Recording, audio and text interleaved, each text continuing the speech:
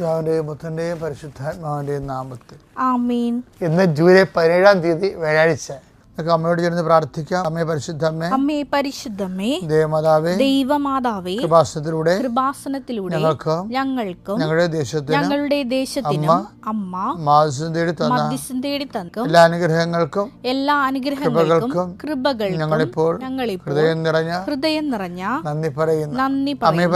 അമ്മേ പരിശുദ്ധമ്മേ, ദൈവമാതാവേ, 2004 ഡിസംബർ 7 ഉച്ചകഴിഞ്ഞ് 2:30 കൃപാസനത്തിൽ സംഭവിച്ച അമ്മയുടെ പ്രത്യക്ഷപ്പെടലിനെ കുറിച്ച് തിരുസഭയ്ക്ക് സമർപ്പിച്ചിരിക്കുന്ന പഠനരേഖകളുടെ മേൽ സഭാത്മകമായ പഠനം ആരംഭിക്കുവാൻ ഞങ്ങൾ പ്രാർത്ഥിക്കുന്നു. അമ്മേ പരിശുദ്ധമ്മേ, ഭൂസ്വർലോകങ്ങളുടെ രാജ്ഞിയായ അങ്ങയ്ക്ക് ഭൗമ സംരക്ഷണത്തിനായി പ്രപഞ്ചപ്രകൃതിയെ തന്നെ തിരുസഭ പ്രതിഷ്ഠിക്കുവാൻ ഈ പ്രത്യക്ഷീകരണം വഴി ഇടയാക്കി. പരിശുദ്ധമ്മേ, ജപമാല മാതാവേ, സകല കൃപാസനം പ്രാർത്ഥനകളോടും ചേർത്ത് ഞങ്ങളിപ്പോൾ പ്രാർത്ഥിക്കുന്ന ഈ കുടുംബത്തിന്റെ പ്രത്യേക നിയോഗം. മക്കളെ,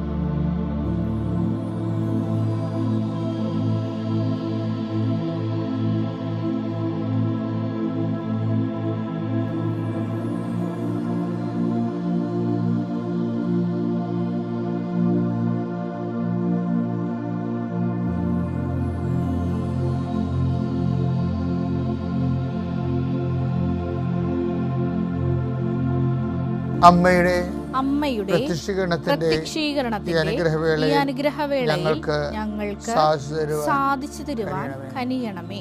വിശ്വാസ പ്രമാണം. സർവശക്തനായ പിതാവും ആകാശത്തിന്റെയും ഭൂമിയുടെയും സൃഷ്ടാവുമായ ദൈവത്തിൽ ഞാൻ വിശ്വസിക്കുന്നു. അവിടുത്തെ ഏകപുത്രനും ഞങ്ങളുടെ കർത്താവുമായ ഈശോമിശിഹായിലും ഞാൻ വിശ്വസിക്കുന്നു. ഈ പുത്രൻ പരിശുദ്ധാത്മാവിനാൽ ഗർഭസ്ഥനായി കന്യകാമറിയത്തിൽ നിന്ന് പിറന്ന് പൊന്തിയോസ് പീലാത്തോസിന്റെ കാലത്ത് പീഡകൾ സഹിച്ച് കുരിശിൽ തറയ്ക്കപ്പെട്ട് മരിച്ച് അടക്കപ്പെട്ട് പാതാളങ്ങളിൽ ഇറങ്ങി മരിച്ചവരുടെ ഇടയിൽ നിന്ന് 3-ാം നാൾ ഉയർത്ത് സ്വർഗത്തിലേക്ക് എഴുന്നള്ളി സർവശക്തിയുള്ള പിതാവായ ദൈവത്തിന്റെ വലതുഭാഗത്തിരിക്കുന്നു. അവിടെ നിന്ന് ജീവിക്കുന്നവരെയും മരിച്ചവരെയും വിധിക്കുവാൻ വരുമെന്നും ഞാൻ വിശ്വസിക്കുന്നു. പരിശുദ്ധാത്മാവിലും ഞാൻ വിശ്വസിക്കുന്നു. വിശുദ്ധ കത്തോലിക്കാ സഭയിലും പുണ്യവാന്മാരുടെ ഐക്യത്തിലും പാപങ്ങളുടെ മോചനത്തിലും ശരീരത്തിന്റെ ഉയർപ്പിലും നിത്യമായ ജീവിതത്തിലും ഞാൻ വിശ്വസിക്കുന്നു. ആമേൻ.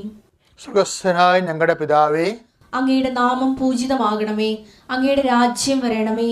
അങ്ങയുടെ തിരുമനസ് സ്വർഗത്തിലെ പോലെ ഭൂമിയിലും ആകണമേ. അന്നു വേണ്ടുന്ന ആഹാരം ഇന്ന് ഞങ്ങൾക്ക് തരണമേ. ഞങ്ങളോട് തെറ്റ് ചെയ്യുന്നവരോട് ഞങ്ങൾ ക്ഷമിക്കുന്നത് പോലെ ഞങ്ങളുടെ തെറ്റുകൾ ഞങ്ങളോടും ക്ഷമിക്കണമേ. ഞങ്ങളെ പ്രലോഭനത്തിൽ ഉൾപ്പെടുത്തരുതേ, തിന്മയിൽ ഞങ്ങൾ രക്ഷിക്കണമേ. ആമേൻ. നന്മ നിറഞ്ഞ മറിയമേ, സ്വസ്തി. കർത്താവ് അങ്ങയുടെ കൂടെ സ്ത്രീകളിൽ അങ്ങ് അനുഗ്രഹിക്കപ്പെട്ടവളാകുന്നു. അങ്ങയുടെ ഉദരത്തിൻ ഫലമായി ഈശോ അനുഗ്രഹിക്കപ്പെട്ടവനാകുന്നു. പരിശുദ്ധ മറിയമേ, തമ്പുരാന്റെ അമ്മേ, പാപികളായ ഞങ്ങൾക്ക് വേണ്ടി ഇപ്പോഴും ഞങ്ങളുടെ മരണസമയത്തും തമ്പുരാനോട് അപേക്ഷിക്കണമേ. ആമേൻ. കർത്താവിന്റെ ഉന്നതമായ നാമത്തിന് സ്വസ്ഥം ചെയ്യുന്നു.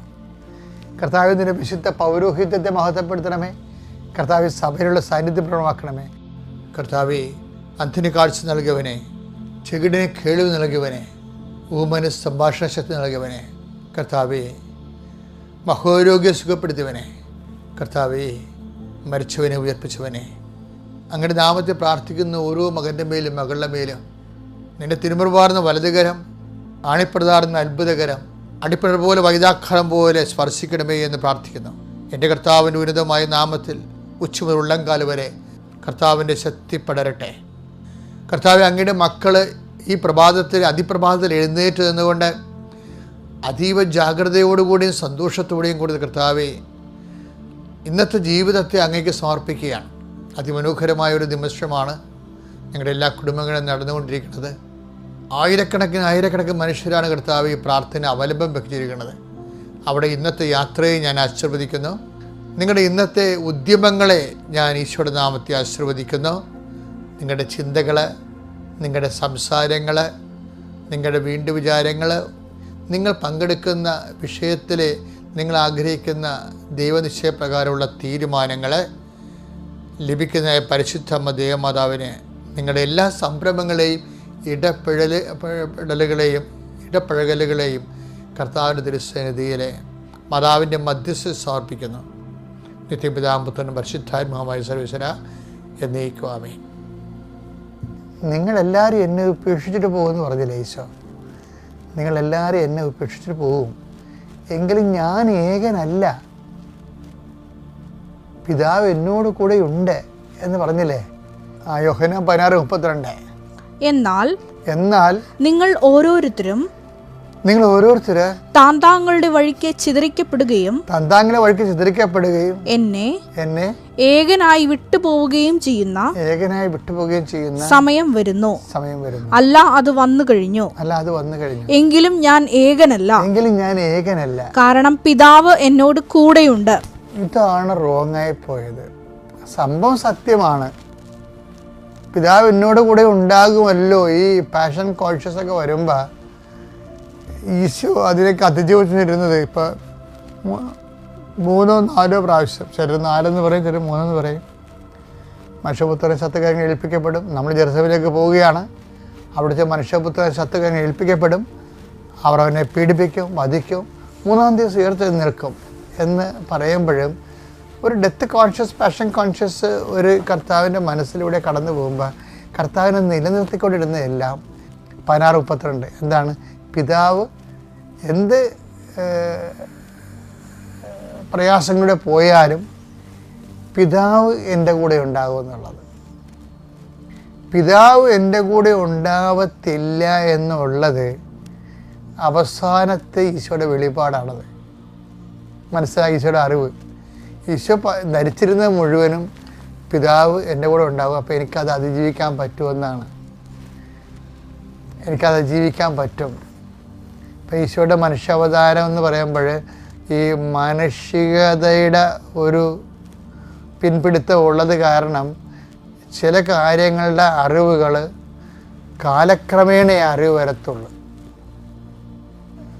കാലക്രമേണ എന്ന് വെച്ച് കഴിഞ്ഞാൽ ആ സമയമാകുമ്പോൾ, അതാണ് ഈശോ പറഞ്ഞത്, ആ സമയത്ത് അറിവ് നൽകുമെന്ന്. ലൂക്ക 12 വയസ്സേ സിനഗോഗുകളിലും അധികാരികളുടെയും ഭരണാധിപന്മാരുടെയും മുമ്പിലും അവർ നിങ്ങളെ കൊണ്ടുപോകുമ്പോൾ എങ്ങനെ എന്ത് ഉത്തരം കൊടുക്കുമെന്നും ഇതല്ലേ നമ്മുടെ പ്രശ്നം. നമുക്കൊരു വഴി കാണുന്നില്ല. എങ്ങനെ എന്ത് ഉത്തരം കൊടുക്കുമെന്നും എന്തു പറയുമെന്നും ഉത്കണ്ഠാകുലരാകേണ്ട. എന്താണ് പറയേണ്ടതെന്ന് ആ സമയത്ത് പരിശുദ്ധാത്മാവ് നിങ്ങളെ പഠിപ്പിക്കും. ഇത് നിങ്ങൾ കേട്ടപ്പോൾ നിങ്ങൾക്ക് അത്ര വെയിറ്റ് തോന്നിയില്ലല്ലോ. നല്ല വെയിറ്റേജുള്ള വചനമാണിത്. എന്താ കാര്യത്തിൽ ചില കാര്യങ്ങൾ ക്രിസ്തുവിനും ആ സമയത്താണ് കിട്ടത്തുള്ളൂ. ഇപ്പം എന്താ ഇപ്പം പറഞ്ഞത്? നേരത്തെ പറഞ്ഞത് എന്താണ്? 16:32 നിങ്ങളെല്ലാവരും എന്നെ ഏകനായി വിട്ടുപോകുന്ന കാലം വരും, പക്ഷേ എങ്കിലും ഞാൻ ഏകനല്ല, പിതാവ് എന്നോട് കൂടെ ഉണ്ട്. പക്ഷെ നമുക്കറിയാമല്ല, കർത്താവിൻ്റെ യഥാർത്ഥ പീഡാനുഭവത്തിൻ്റെ ഭാഗമാണ് ആബ്സെൻസ് ഓഫ് ഫാദർ, പിതാവിൻ്റെ അസാന്നിധ്യം. ഇപ്പം എൻ്റെ കൂടെ ഉണ്ടാകുമെന്നാണ് പറയണമെന്നുണ്ടെങ്കിലും അതുകൊണ്ട് അതെന്താ വെച്ചാൽ പരിശുദ്ധാത്മാവിൻ്റെ പ്രവർത്തന ഫലമായിട്ട് പിതാവ് ഇല്ലാത്ത കാര്യം ഈശോനോട് മുൻകൂട്ടി പറഞ്ഞിട്ടില്ല. ആ സമയത്തെ പറയത്തുള്ളൂ. അതെപ്പോൾ ചില ആ സമയമാകുമ്പോൾ ഈശോ ഏലോയ് ഏലോയ് ലാമാ സബക്താനി, അതാണ് ആ സമയം എന്ന് പറയുന്നത്. മർക്കോസ് 15:34 9-ാം മണിക്കൂർ ആയപ്പോൾ, 9-ാം മണിക്കൂർ, അതാണ് ആ സമയം. യേശു ഉച്ചത്തിൽ നിലവിളിച്ചു, എലോയ് എലോയ് ലാമാ സബക്താനി. മരണത്തിന്റെ ലാസ്റ്റ് നിമിഷമാണ്. ഏലോയ് ഏലോയ് ലാമാ സബക്താനി. അതായത് എന്റെ ദൈവമേ എന്റെ ദൈവമേ എന്റെ ദൈവമേ എന്റെ ദൈവമേ നീ എന്നെ ഉപേക്ഷിച്ചത് എന്തുകൊണ്ട്? നീ എന്നെ ഉപേക്ഷിച്ചത് എന്ത്? അപ്പോൾ ഉപേക്ഷിക്കലെന്നല്ല ധരിച്ചിരുന്നത് ആള്.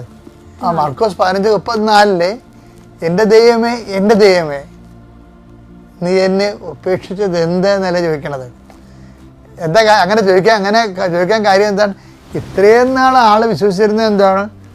നിങ്ങളെല്ലാവരും എന്നെ ഇട്ടച്ചും പോകും. കുരിശിൻ്റെ വഴികളിലാണല്ലോ സംഭവിക്കുന്നത്. മർക്കോസൊക്കെ തുണിയില്ല ഓടിയ കക്ഷികളല്ലേ. യോഹന്നാൻ മാത്രമല്ലേ നിന്നുള്ളൂ. നിങ്ങളെല്ലാവരും പോകുമെന്ന് പറഞ്ഞു. യോഹന്നാൻ കൂടി പോകേണ്ടതാണ് ശരിക്കും പറഞ്ഞത്.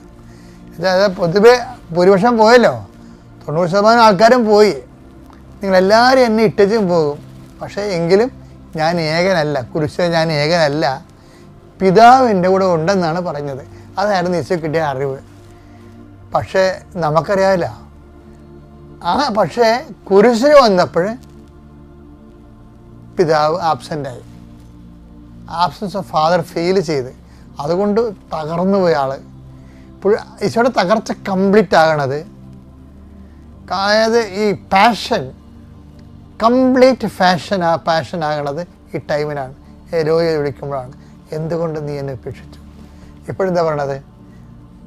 ഈ സമയത്ത് ബൈബിളിനെ കുറിച്ച് ഈശോ എന്താ പറഞ്ഞിരിക്കുന്നത്?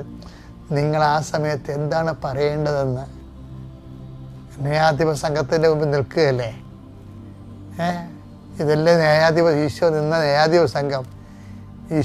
ഈശോയുടെ വചനങ്ങളെക്കുറിച്ച്, ഈശോയ്ക്ക് സംഭവിക്കാൻ പോണ കാര്യത്തെക്കുറിച്ച് പരിശുദ്ധാത്മാവ് വചനം വെളിപ്പെടുത്തുമ്പോൾ ഈശോൻ്റെ കാര്യം കൂടി വെളിപ്പെടുത്തിയിട്ടുണ്ട്. എൻ്റെ അകത്ത് എന്താ പറഞ്ഞിരിക്കണത്? നിങ്ങളങ്ങനെ ആ സമയത്ത് എന്താണ് പറയേണ്ടതെന്ന്. കാര്യം പറച്ചിലാണ് കാര്യം ഇരിക്കുന്നത്. കാര്യം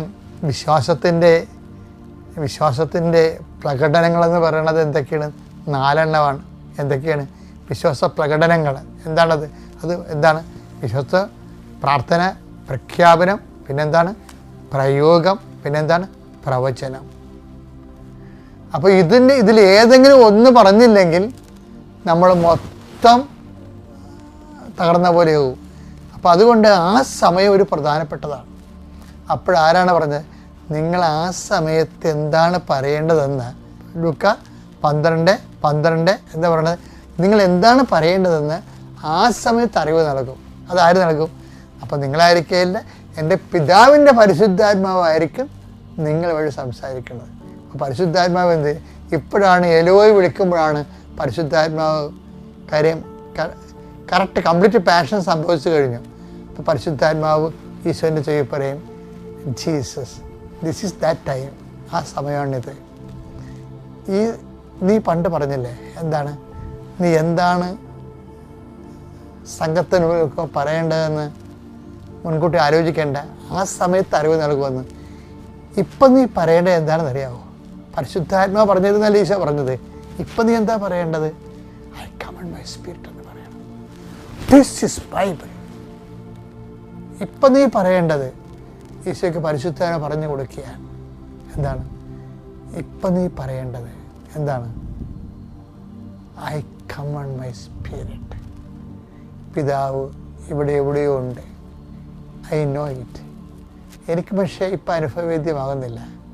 ഞാൻ അവിടുത്തെ അഗോചരമായ കൈകളിലേക്ക് എൻ്റെ ആത്മാവിനെ സമർപ്പിച്ചുകൊണ്ട് വിശ്വാസം പ്രഖ്യാപിക്കുക ഈശോ പിതാവിലുള്ള. അത്യപൂർവ ദൈവാനുഭവങ്ങൾ ഇനി നിങ്ങൾക്കും സ്വന്തം. ഈ യൂട്യൂബ് ചാനൽ ഇതുവരെ സബ്സ്ക്രൈബ് ചെയ്തിട്ടില്ലെങ്കിൽ ഇപ്പോൾ തന്നെ സബ്സ്ക്രൈബ് ചെയ്യുക. ഈ വീഡിയോ ഇപ്പോൾ തന്നെ നിങ്ങളുടെ സുഹൃത്തുക്കൾക്ക് ഷെയർ ചെയ്തുകൊണ്ട് കർത്താവിൻ്റെ പ്രേക്ഷിതരാകുക.